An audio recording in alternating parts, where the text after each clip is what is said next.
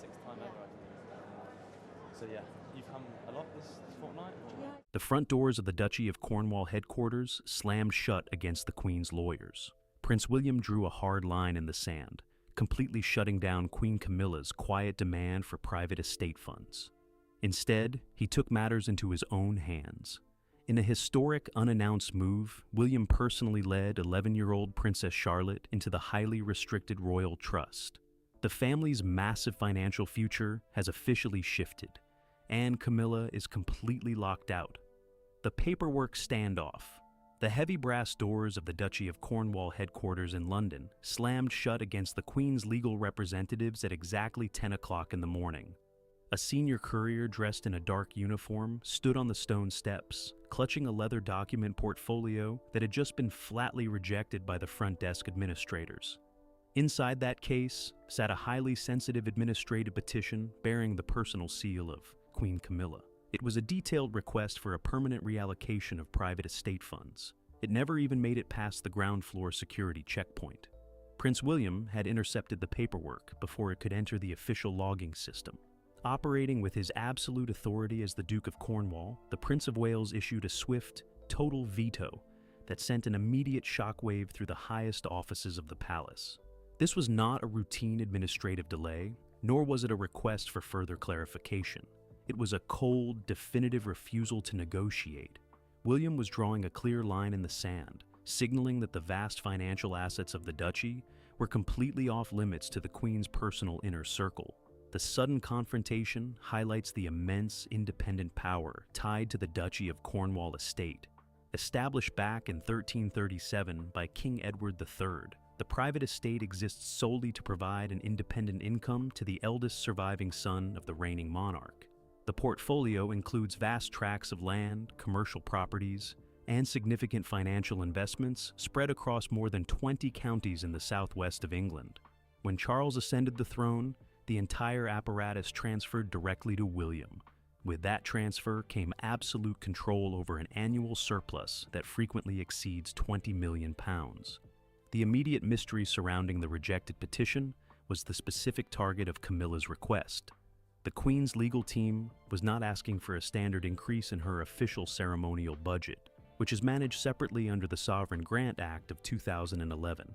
Instead, they were quietly targeting a highly specific multi-million-pound asset within the duchy's private London real estate holdings. They sought to secure long-term commercial lease revenues from a block of premium properties in Belgravia to fund a new, independent charitable foundation that would operate completely outside the traditional Windsor family tree. The strategy behind the Queen's request unravels when you look at the precise timing of the filing. Camilla's lawyers submitted the paperwork while King Charles was spending a quiet week resting at Highgrove House in Gloucestershire, away from the daily stresses of state duties. They had anticipated that the request would pass through the duchy's routine committee review without triggering a personal intervention from the Prince of Wales. They completely underestimated William's modern, hyper-vigilant monitoring of the estate's long-term financial integrity. The mystery of how William discovered the hidden clause so quickly was resolved by a quiet leak from within the royal archives. A veteran financial clerk at Windsor Castle had noticed an unusual pattern of data requests coming from Camilla's private researchers. The clerk discovered they were digging through property records from 1925, looking for old clauses that allowed the monarch's spouse to claim lifetime residential revenues from specific duchy lands. The archivist immediately flagged the search pattern and sent a secure, encrypted digital memo directly to William's personal private secretary at Kensington Palace. With the initial paperwork thoroughly blocked and the Queen's legal team sent away empty-handed, William didn't just sit back and celebrate a tactical victory. He realized that a simple veto would only delay future attempts to access the family's core wealth. He needed a permanent, institutional countermove that would permanently secure the future of the bloodline. Within 2 hours of rejecting the petition, William ordered his personal driver to bring his estate car around to the private rear courtyard of his residence. This sudden movement opened up a much larger, high-stakes mystery for the watching palace staff. William did not head toward a meeting with the king's advisors or a consultation with the Treasury lawyers. Instead, he made a brief stop at Lambrook School in Berkshire to pick up his 11-year-old daughter, Princess Charlotte. The young princess was still wearing her school uniform when she climbed into the front passenger seat next to her father. The destination on the sat-nav was the highly restricted vault room of the Sovereign Grant Treasury Department in central London. William was personally leading Charlotte straight into the legal and financial heart of the monarchy's private trust network. This unannounced induction was a massive departure from standard protocol, which usually delays a royal child's formal introduction to institutional finance until they reach their late teens or early 20s.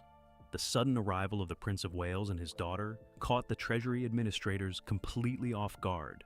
Staff members watched in absolute silence as William guided Charlotte down the secure basement corridors toward the archive rooms where the family's most sacred financial covenants are kept. The chessboard had completely shifted. By bringing Charlotte into the room, William was preparing to execute an unbreakable legal maneuver that would alter the financial hierarchy of the royal family for the next 50 years. Charlotte's New Horizon. The heavy security doors of the subterranean treasury vault clicked open with a sharp, hydraulic hiss at exactly 1:15 in the afternoon.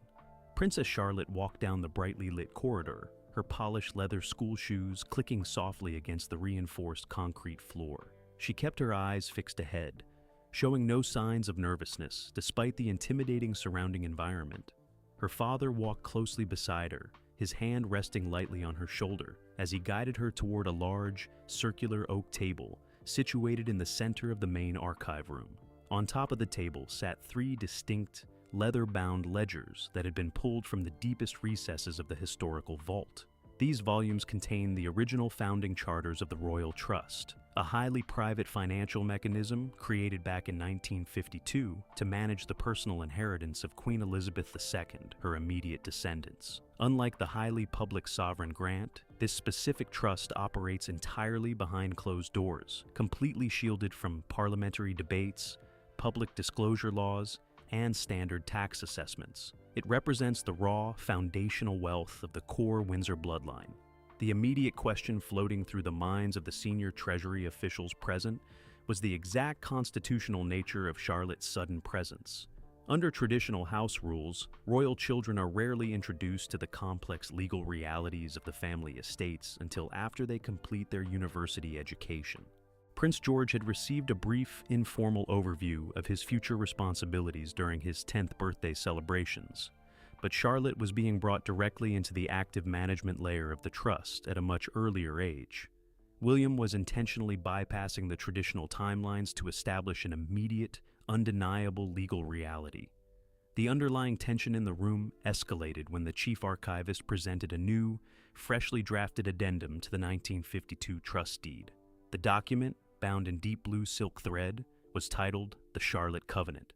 It was a highly specialized legal instrument designed to grant the 11-year-old princess a permanent, active role as a co-signatory for all future property reallocations within the Windsor perimeter. This meant that no major asset held by the trust could be sold, leased, or transferred to an outside party without her explicit written authorization. This detail immediately resolved the mystery of why William had acted with such extreme urgency. By installing Charlotte as an active guardian of the trust assets, he was effectively constructing an impenetrable bureaucratic wall around the family's private wealth. Queen Camilla's legal team could no longer petition the king or the Central Treasury Board for property grants or revenue reallocations. Any future request would have to be personally reviewed and approved by Princess Charlotte herself. It was a brilliant, ironclad piece of legal chess that completely neutralized the influence of the Queen's advisors. With Charlotte's new legal status established inside the vault, a fascinating new mystery opened up regarding her relationship to her older brother, Prince George. As the future monarch, George is already destined to inherit the vast, multi-billion-pound portfolio of the Duchy of Cornwall and the ultimate stewardship of the Crown estate. By giving Charlotte an early, highly specialized veto power within the private royal trust, William appeared to be creating a distinct, secondary base of institutional power. Observers in the room wondered if this move would eventually create a competitive dynamic between the siblings as they grew older. The answer to this structural riddle lay buried within the specific wording of the covenant itself. William was not trying to set his daughter up as a rival to the future king. He was establishing her as George's ultimate protector. The paperwork explicitly linked Charlotte's veto power to a protective clause that prevents any outside family member or incoming spouse from diluting the core estate. She was being trained to act as the ultimate financial anchor for her brother's future reign, ensuring that the private assets of the bloodline remain entirely intact, regardless of any future political shifts or domestic disruptions within the palace. As Charlotte picked up the traditional fountain pen to sign her name to the official registry, the gravity of the moment was completely lost on no one. She practiced her signature once on a piece of scrap paper, looked up at her father for a brief nod of encouragement, and then firmly inked her name onto the historic vellum page. The transaction took less than 2 minutes to complete, but the institutional landscape of the royal family had been fundamentally altered. The young princess had officially transitioned from a schoolchild into a permanent legal guardian of the crown's private fortune. The Queen's rejected strategy. While the signatures were being finalized in the London vaults, the atmosphere inside the morning room at Highgrove House was turning increasingly cold. Queen Camilla sat at a small writing desk overlooking the formal cottage gardens, listening intently to a briefing from her senior solicitor. The lawyer had just returned from the aborted delivery attempt at the Duchy of Cornwall headquarters, and he held the rejected document folder awkwardly in his lap. On top of the leather portfolio lay a brief, one-sentence typed note bearing Prince William's personal crest. The message was simple: the duchy does not negotiate its private boundaries. The sheer bluntness of the refusal note left Camilla's strategic team entirely without a backup plan. For several months, her advisors had been quietly developing a comprehensive financial restructuring proposal. Their goal was to secure independent, lifetime revenue streams that would guarantee the long-term viability of the Queen's extensive network of literacy and domestic violence charities. They realized that once King Charles's reign eventually concluded, the funding for these specific initiatives would become entirely dependent on the goodwill of the incoming monarch. They wanted to lock down those budgets while they still held executive influence. This strategic anxiety highlights a critical, often overlooked tension within the modern royal household. There is a deep systemic division between the established Windsor bloodline and the personal allies brought into the palace by the Queen Consort. Camilla's team knew that William's vision for a slimmed-down monarchy involved focusing resources almost exclusively on the direct line of succession: himself, Kate, and their 3 children. Outside projects, no matter how prestigious or socially impactful, were facing significant budget cuts under the incoming administration's long-term financial forecasts. The mystery that puzzled Camilla's inner circle was whether King Charles had played a secret role in allowing William to take such a hardline stance. The king had spent the entire morning working quietly in his private study on the upper floor of Highgrove, completely out of sight from the legal advisors gathered downstairs.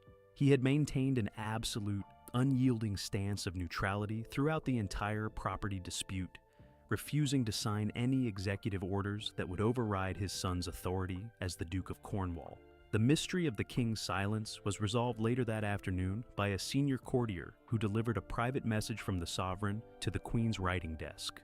Charles had made it completely clear that the financial jurisdiction of the Duchy of Cornwall belonged exclusively to the heir to the throne under constitutional laws established centuries ago.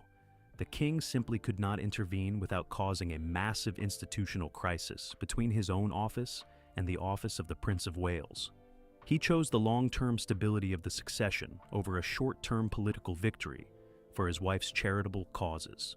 With that final hope of a royal intervention completely dashed, a new and far more dangerous problem emerged for Camilla's legal team. They discovered that William's counter-move with Princess Charlotte had completely locked them out of alternative funding sources within the private royal trust as well. The Queen's advisors had spent weeks identifying alternative parcels of land in the south of England that could be leased out to generate independent income. Now, every single one of those identified assets was bound by the newly signed Charlotte Covenant, requiring the signature of an 11-year-old girl who was entirely under her father's direct guidance. The total collapse of the Queen's financial strategy left her inner circle completely isolated within the palace infrastructure. Their attempt to quietly secure a permanent financial stronghold had backfired spectacularly, resulting in a tighter, much more aggressive lockdown of the family's private wealth than anyone had anticipated. As the legal advisors packed up their briefcases and prepared to leave Gloucestershire, they realized they were no longer dealing with a distant, hands-off heir to the throne. Prince William had officially taken command of the family's financial borders, and his grip was absolutely unbreakable. Inside the vaults of the duchy, the central archive room deep underneath the Duchy of Cornwall headquarters smelled of old vellum, cold stone, and industrial floor wax. At 3:30 in the afternoon, the underground space was illuminated by harsh fluorescent lighting that cast long, sharp shadows across the concrete floorboards.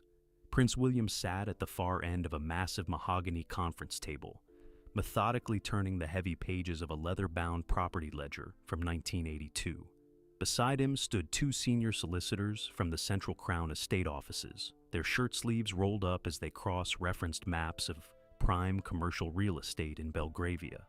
The immediate atmosphere was thick with technical precision, completely devoid of the usual ceremonial politeness found in the upper staterooms of the palace. William had brought his personal legal team down into the vaults to execute the final, binding stage of the Charlotte Covenant.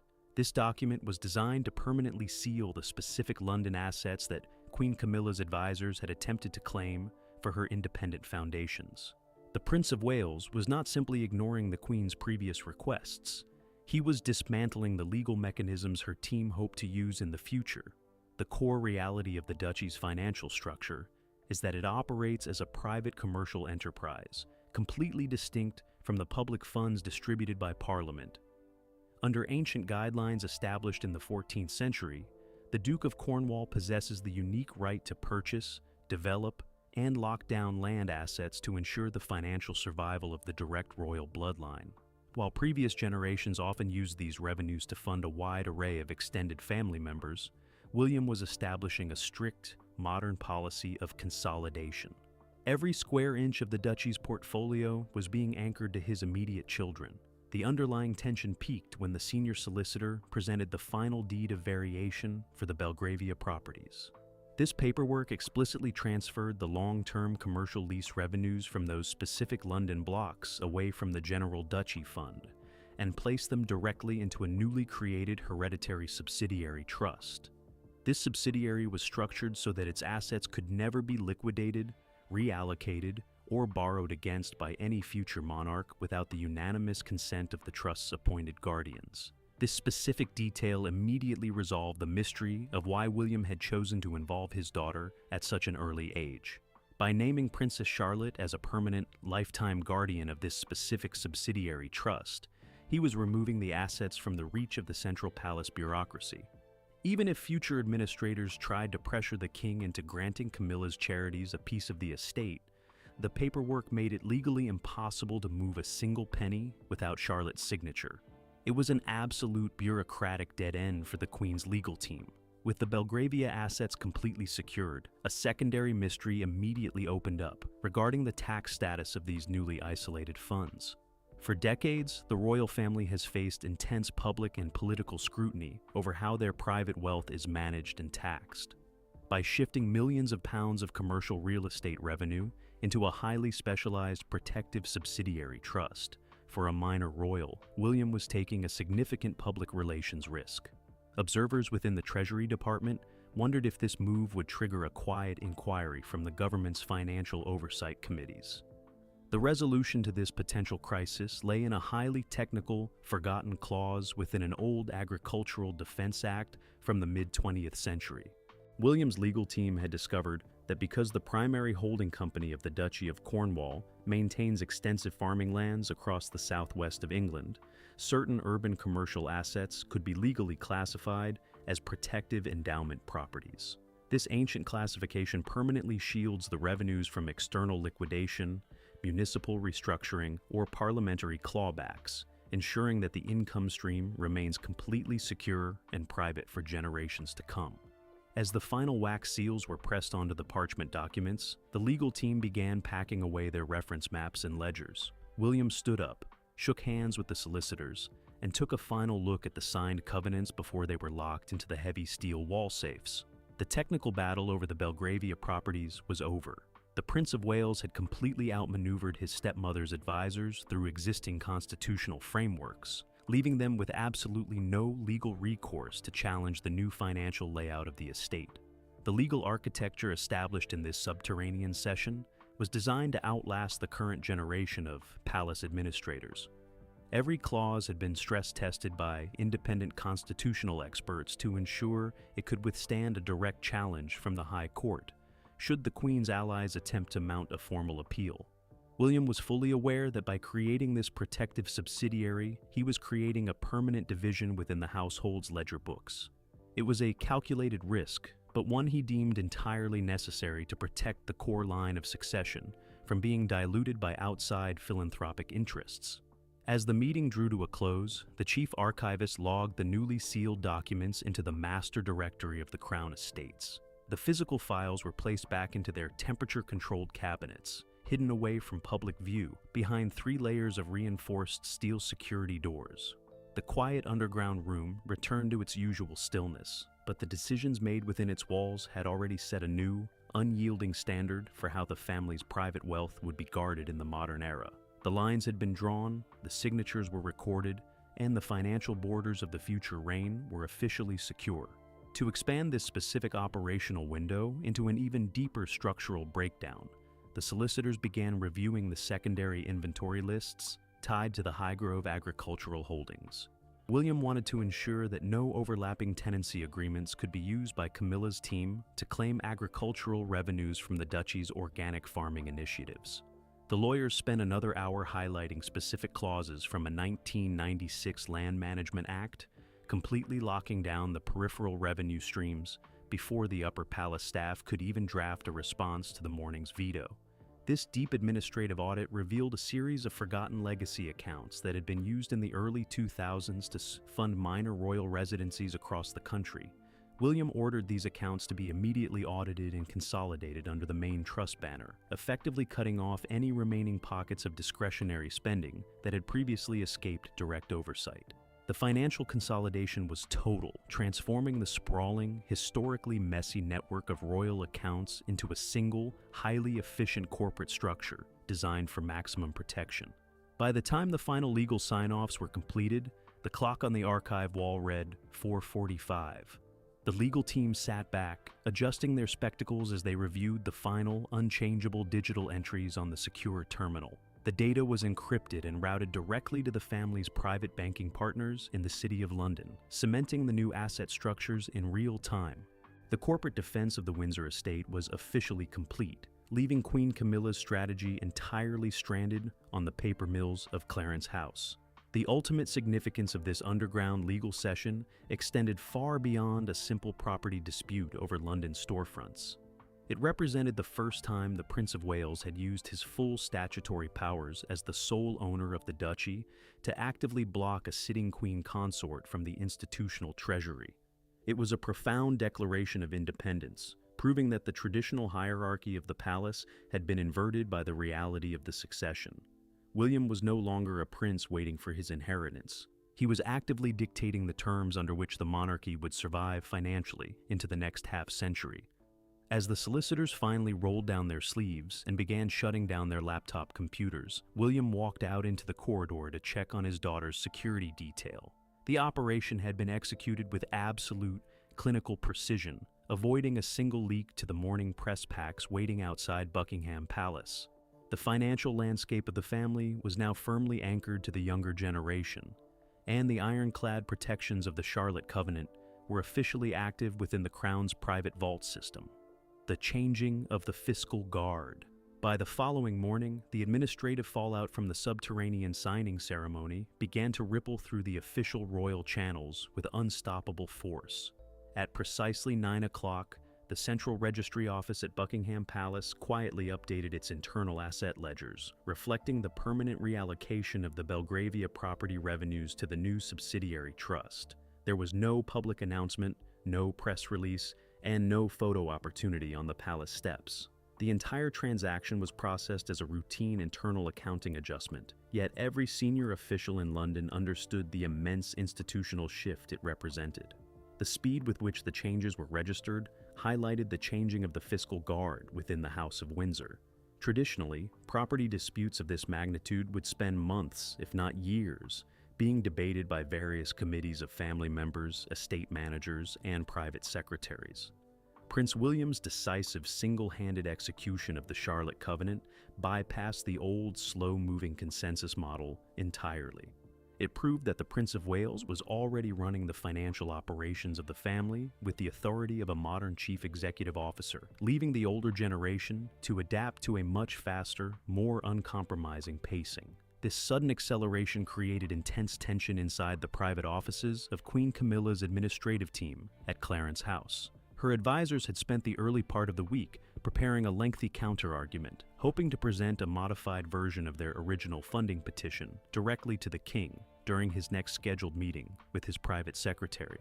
When they received the automated notification from the Central Registry showing that the Belgravia assets had already been permanently moved into Princess Charlotte's trust, they realized their entire strategy had been completely neutralized before they could even schedule a conference.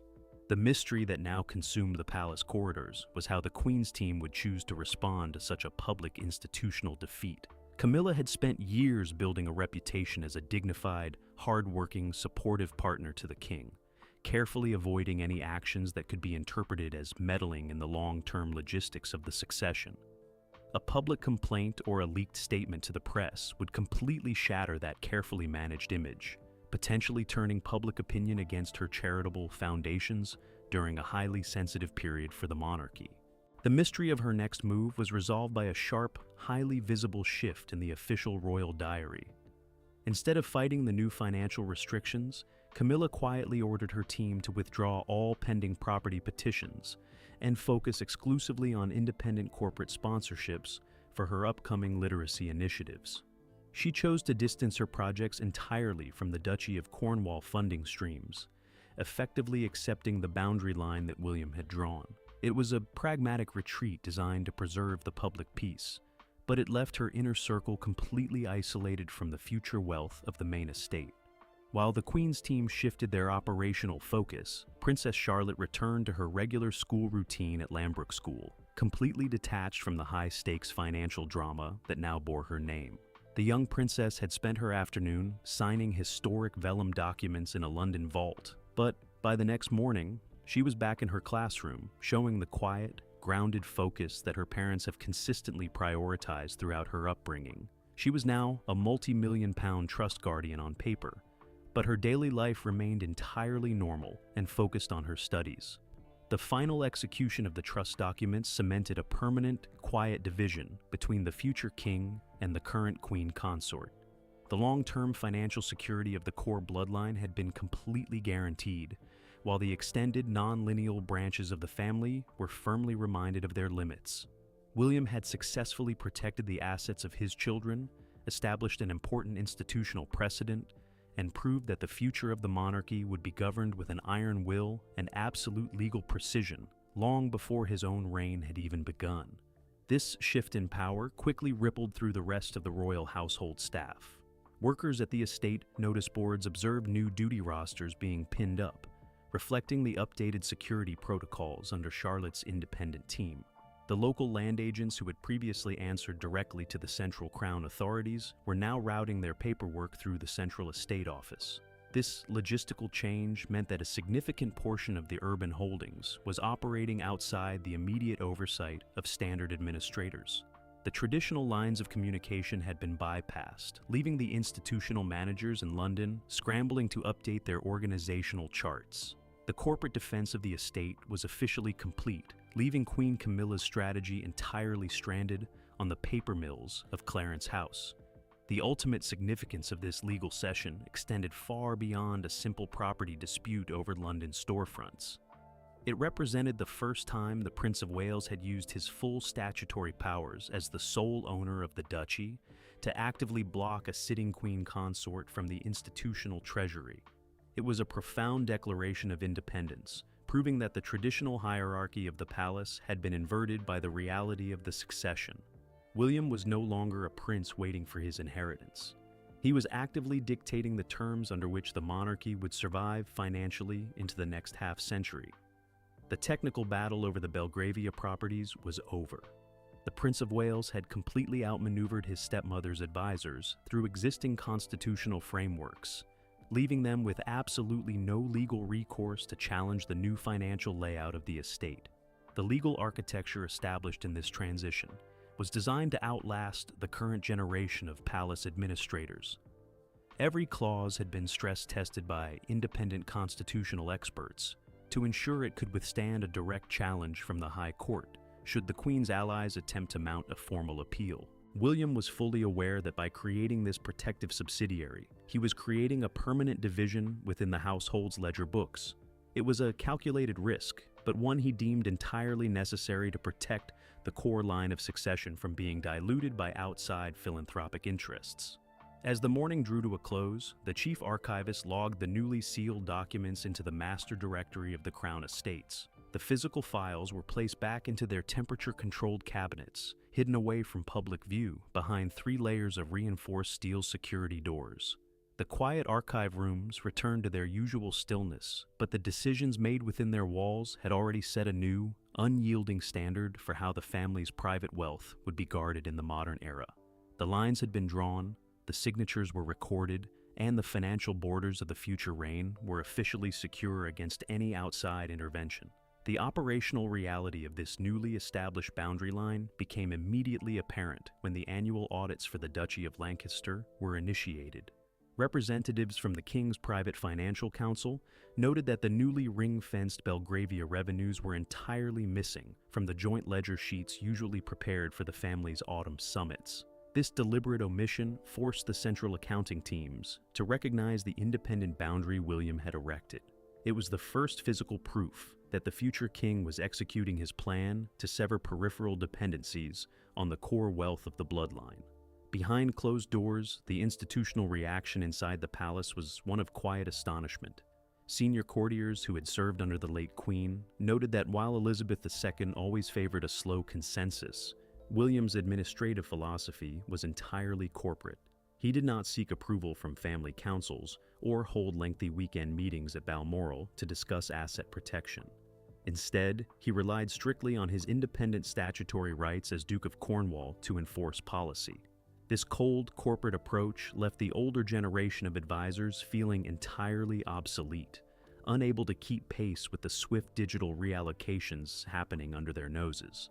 Meanwhile, the legal victory at the registry office triggered a subtle realignment of loyalties among the mid-level palace staff. Clerks and administrative assistants who had previously divided their focus between Clarence House and Kensington Palace began looking toward William's team for long-term career security. They recognized that the financial gravity of the family had permanently shifted.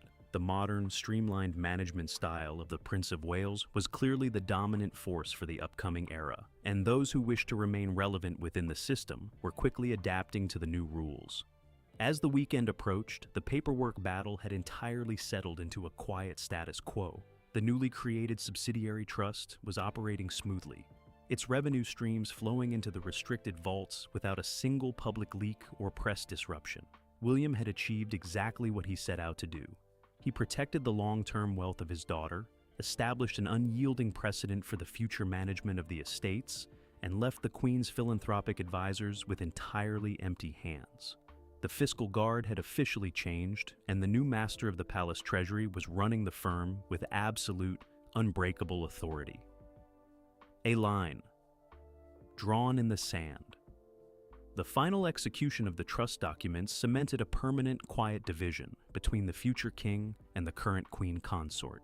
By Friday afternoon, the high-stakes paperwork battle had entirely settled into a quiet status quo. The newly created subsidiary trust was operating smoothly, its massive revenue streams flowing into the restricted vaults without a single public leak or press disruption. Prince William had achieved exactly what he set out to do. He protected the long-term wealth of Princess Charlotte, established an unyielding precedent for the future management of the estates, and left the Queen's philanthropic advisors with entirely empty hands. The fiscal guard had officially changed, and the new master of the palace treasury was running the firm with absolute, unbreakable authority. The physical proof of this new reality was marked by a quiet meeting at Adelaide Cottage over the weekend. William sat with Charlotte on the back veranda, looking over a simplified printed summary of the Belgravia estate boundaries. He wasn't teaching her about luxury or privilege. He was explaining the heavy burden of guardianship. He showed her how the choices made in a single room could shield their entire family line from future instability. The young princess listened with the same intense focus she had shown in the treasury vaults, proving that she understood the magnitude of the responsibilities now linked to her name.